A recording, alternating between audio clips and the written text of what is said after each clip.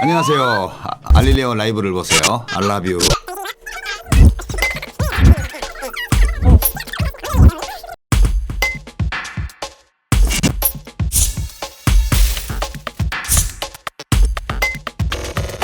먼저 범진보 비례연합정당 그 논의가 지금 언제까지 어디까지 진행됐는지를 먼저 봐야 될 것 같아요. 제가 빙의할까요? 아 예. 이것은 현재 상황인데요.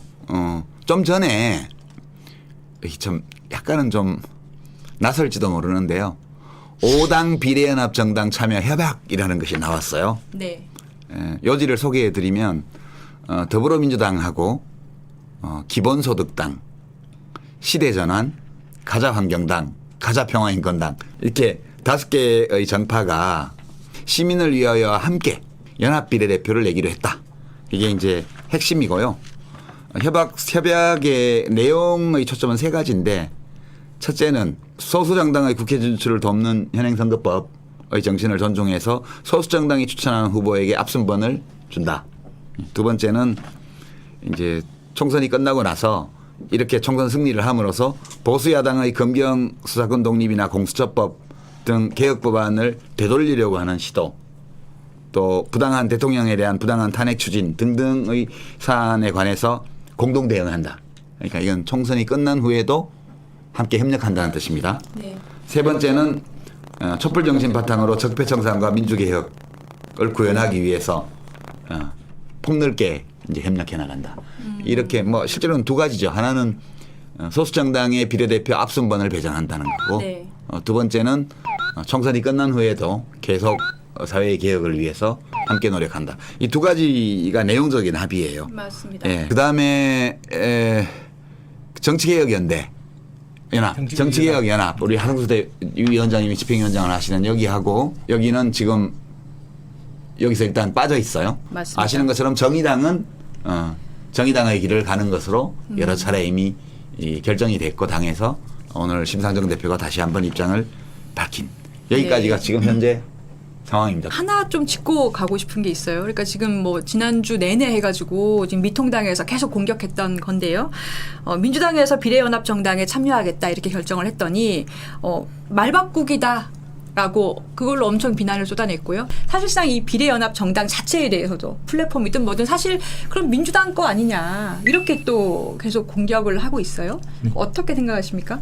뭐 그쪽 입장에서는 그런 프레임으로 접근하는 것이 가장 프레임이다. 편할 겁니다. 네. 사실은 그 선거연합정당이 뭐 예전부터 사실 이게 진보 정치 내에서는 많이 얘기가 되던 방식입니다. 선거 시기에 선거연합정당 같은 걸 만들어서 공동으로 선거를 치르자 이런 얘기들은 쭉 있어 왔는데 사실 이게 그동안 현실화가 안 됐던 거죠. 안 됐는데 이번에 미래한국당이라는 말씀하신 위장정당이 등장하면서 이 미래한국당이 대응할 수 있는 유일한 방법이 이거밖에 없다라고 생각하는 사람들이 이제 이렇게 2갈래 흐름으로 만들어지게 된 겁니다. 그래서 사실은 원인 제공자는 미래한국당인데 원인 제공자들이 지금 그러니까 제가 뭐 표현하기로 따지면 도둑질을 하는 사람이 도둑질을 막으려고 하는 사람들을 같은 거 아니냐라고 이야기하는 나를 왜 막냐 꼼수다. 도둑이라고 하면 너무 네. 심하잖아요. 아니, 우리가 KBS에서도 괜찮습니다. 심야토론에서도 도둑질 되게 저도 동의합니다. 굉장히 인자하게 웃었으면서 아니라고 말 괜찮습니다. 못하시는데 좀 까다로운 질문 하나 드릴게요. 우선 민중당에서 어제 뭐 자기들도 참여 의사가 있다고 말했지만 민주당에서는 이제 난색을 표명을 했고 민중당은 못 들어온다 그렇게 저는 보고 있는데. 이제 민주당이 지금 난색을 표하고 있는 것 같은데 저는 이런 문제도 사실은 좀 여러 정당들이 같이 좀 협의를 해봤으면 좋겠다라는 생각을 가지고 있습니다. 예. 저는 민주당에서 받아들이지 않을 거라고 이제 보고요. 네. 그다음에 이유는 뭐라고 보십니까? 이유는 아무 득될 게 없다는 거예요. 이 오랜 선거에서. 수건이겠죠. 예, 왜냐하면 이 민중당이 들어오는 순간 곧바로 종북 논쟁이 이제 생기고. 보수당 쪽에서 생기게 되고 네. 하기 때문에 그것이 득표 효과도 별로 없는 데다가 이제 이념적인 논란만 만들어낼 가능성이 농후하기 때문에 저는 제가 민주당 입장이면 우리는 같이 하고 싶지 않다. 그렇게 얘기할 것 같아요. 그 정도로 정리하고요. 네. 지금 따로 가는 정당이 정의당이 있고요. 다른 당들은 논의 중인 당은 빼고 일단 확정된 게 정의당은 이제 갑니다. 열린민주당도 갑니다. 어떻게 보세요? 이 2당이 따로 가는 문제에 대해서는. 뭐 어떻게 본다기보다는 그건 그분들의 결정이기 때문에 존중해야 되고요. 네. 상황으로 본다면 그래서 이번에 정의당 저는 뭐 정의당에 좀 가까운 편인데요. 예. 친구들을 이렇게 보면 많이 좀 함께하지 않는다는 거에 대해서 좀 이 지도부와 이 당원들 간에 좀 거리가 생긴 것 같아요. 그래서 조금 더 상황이 어려워지지 않나 하는 좀 안타까움이 있습니다. 그리고 또 열린민주당의 경우는 어쨌든 그분들은 뭐 독자적으로 후보를 내고 만드는 당이기 때문에 또 그리고 또 굉장히 널리 알려진 분들이 주축이다 보니까 아마 끝까지 갈 텐데 사실 많은 분들은 민주당과 열린민주당이 좀 동질의 성향이라고 볼지는 모르지만 사실 잘 들여다보면 꽤 다르더라고요. 네, 그래서 그거는 뭐 제가 더 이상 언급은 안 하겠습니다. 네. 하여튼 정의당이 저는 이번에 참여 안 한 결정은 저는 존중 당연히 받아야 된다고 생각하고 다만 이제 그 정의당이 참여하지 않음으로 인해 가지고 이번에 선거연합정당이 좀 의미가 많이 좀 축소되는 건 사실입니다. 그 점에 대해서는 또 좀 뭐 아쉬움도 있고요. 어쨌든 요번에 이제 요 연합 정치라는 게 처음 하는 거기 때문에 이번에 뭐 선거 이 과정이나 평가를 좀 해서 이후에 이제 좀 진보적인 정당들이 어떻게 연합 정치를 할 수 있을지 그거는 좀 이후에 좀 논의를 해봐야 되지 않을까 싶습니다. 근데 지금 투표용지 부분에서 아까도 40개 정도 정당이 있다고 하셨는데 그러니까 굉장히 길 거예요, 투표용지가. 지금 투표용지의 비례 부분에서 정당 이름이 적히는 순서가 의원 수대로 올라가게 돼 있잖아요. 민생당이 그냥 나가면 1등이에요. 그렇죠. 지금 1번이에요. 민생당 1등 그다음에 뭐 정의당 이런 식으로 갈 거란 말이에요. 근데 지금 우리 플랫폼 정당에서는 현역 의원이 없으시잖아요. 그렇기 때문에 이 상태로 가면 굉장히 뒤로 밀려서 이거 어디야? 어디 찍어야 돼? 이럴 수 있어요. 결국에는 현역 의원을 어디선가 데려오셔야 되거든요. 요거는 어떻게 뭐 되고 계신가요? 그렇군요. 제가 생각해도 오히려 간단합니다. 뭐냐면 이미 이런 플랫폼에 함께하기로 한 정당이 그들이 해결해야 될 문제죠. 그거를 저희 뭐 플랫폼이 어떤 구상을 갖고 있지는 않습니다. 그거는 당신들의 문제다라고 저는 분명히 얘기하고 당신 해결해라라고 말합니다. 근데 의석이 있는 게 민주당밖에 없잖아요. 그럼 민주당이 와야죠 뭐. 뭐 그거는 사실 우리나라 정당 기호 부여 제도의 문제점도 있습니다. 이 제도적 문제가 있는데요. 이렇게 의석수에 따라서 이렇게 정당 기호를 부여하고 그다음 원외 정당은 가나다라 순인데 네. 그러다 보니까 원외 정당도 보면 가자라는 이름이 많아요. 저희 좋은 댓글이 많은데요. 굉장한 아이디어가 나왔습니다. 당명을 네. 하하민주당으로 하고 우리 맨 아래를 찍기로 약속해요. 하하민주당.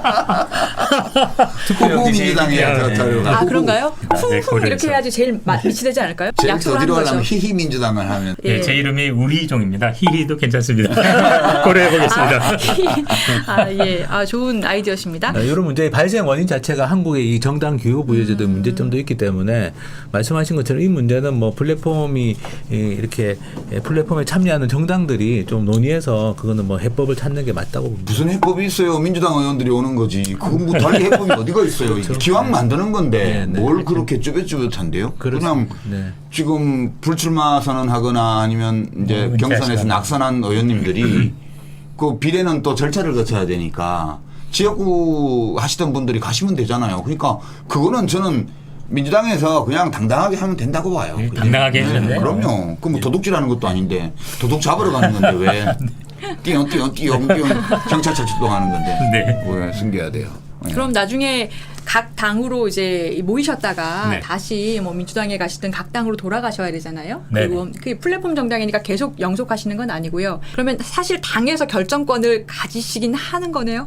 잘라줘야 그렇죠. 되니까요. 안 그렇죠. 잘라주면 못 가니까요. 그렇죠. 그건 뭐. 다 비례시기 때문에. 그리고 이제 뭐 어쨌든 정당을 해산하면 네. 복귀가 가능하고요. 또 해산을 하지 않더라도 뭐 여러 가지 해산을 해주셔야 방법들이 되는 있을 수, 거잖아요. 그렇죠? 여러 가지 방법들이 있고 뭐 그거는 이제 기본 전제는 다 복귀시킨다는 게 전제이기 때문에 그럼요. 뭐 기술적인 방법들은 찾으면 됩니다. 근데 이제 이 비례연합당 문제는 이게 이제 일반 유권자들은 생각을 잘 못하는 대목인데 아직은 만약 그 비례연합 정당이 안 만들어지고 뭐 민주당이 그냥 비례대표를 아예 안 내고 딴 당 찍으라 하면 몰라도 비례대표를 정상적으로 내고 선거를 치르면 미래통합당이 교섭단체가 무조건 돼요.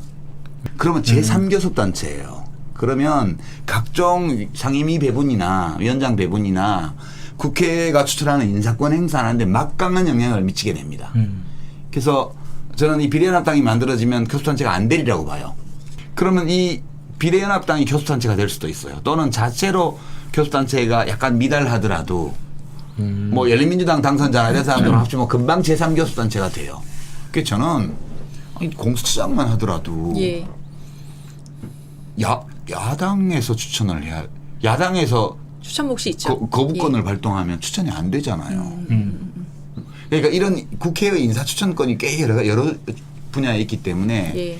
이 선거가 끝난 후에 언제 이제 원대 복귀를 하느냐는 문제에 대해서는 저는 열어놓고 검토할 굉장히 만한 진지하게 충분한 생각해야 되는군요. 여유가 있다고 봐요. 지금 그거를 미리 결정할 이유는 네, 없다고 봐요. 그리고 선거 결과를 봐야 되고 그럼요. 또 말씀하신 것처럼 미래한국당이 과연 어떻게 되는지도 봐야 되고 어쨌든 21대 국회 원구성 문제는 뭐 그런 선거 결과를 놓고 네. 또 고민해 보면 될 네, 것이고. 그래서 원칙적으로는 원대 복귀인데 그렇죠. 그 시점이나 절차나 이런 거에 대해서는 선거 결과 나타난 민심의 흐름을 보고 그때 논의해도 뭐 어쨌든 원대 복귀를 하는 거는 뭐 분명한 거고, 원칙적으로. 네네 그런 거니까요. 네, 선거 결과를 아마 봐야 될 겁니다. 나와주신 소감과 마지막으로 뭐 당부 말씀이라든지 하시고 싶으신 말씀 있으시면은 좀 들을까요? 저는 사실 이 상황 전혀 예상하지 못했었습니다. 단지 이 검찰 개혁에 대한 어떤 필연성 이것을 이제 거의 뭐 9천여 명의 교수 연구자들이 공감해서 거리에 섰고 또 설마 하던 것이 이렇게 현실화될 줄은 전혀 예상을 못했습니다.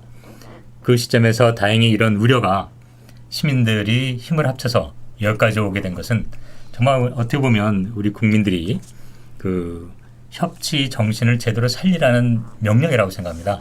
그래서 저희가 끝까지 어쨌든 그 렉서스 그 말도 어울리도 않아요. 거기 이제 핑크 괴물인데 그 괴물을 없애기 위해서 시민들과 끝까지 하겠습니다. 잘 지지해 주십시오. 고맙습니다. 하 위원장님. 예. 네, 뭐 사실은 선거연합 정당을 만들자고 이제 제가 활동하는 정치개혁연합 같은 경우는 민주화 운동했던 원로들하고 시민사회 분들이 주로 참여하고 계신데요. 또 이렇게 하는 과정에서 시민들이 참 걱정을 많이 하셨구나라는 걸 많이 느끼고 있습니다. 정말 미래한국당이라는 이 꼼수 때문에 네. 21대 국회가 퇴보하지 않을까라는 우려들을 많이 하셨다는 걸 느끼고 있고 그래서 이제 그런 우려들을 이번에 좀 많이 해소할 수 있도록 끝까지 좀 잘해봤으면 좋겠고 여기 계시는 시민을 위하고 약간 저희가 그동안 긴장 관계도 있었습니다만 어쨌든 잘 정리해서 선거연합 정당이 좀 잘 될 수 있도록 했으면 하는 게 제 개인적인 바람입니다.